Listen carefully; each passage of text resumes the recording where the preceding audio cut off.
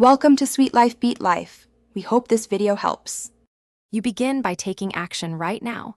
Open screen time or digital well-being and note your daily average for 1 week to create a baseline. Once done, turn off non-essential notifications so your attention isn't hijacked. Keep only calls and messages enabled.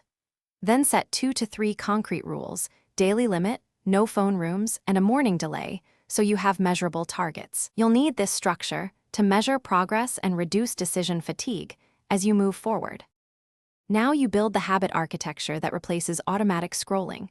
Identify your common triggers and plan 5 specific alternatives like a short walk, reading, or a hydration break. Make your phone less enticing. Enable app limits, switch to grayscale, and remove social apps from the home screen, so friction favors real life. Then schedule focused blocks of 20 to 30 minutes using a physical timer or alarm. During these blocks, make sure your phone is out of reach to break the cue response loop and strengthen self-control. To finish, lock in maintenance routines and plan for setbacks.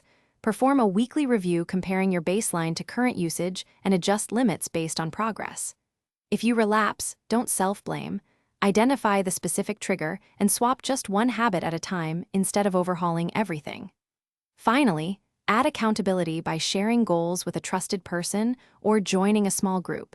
This social contract increases success. One troubleshooting tip: if you can't reduce alone, temporarily uninstall the worst app to reset behavior quickly.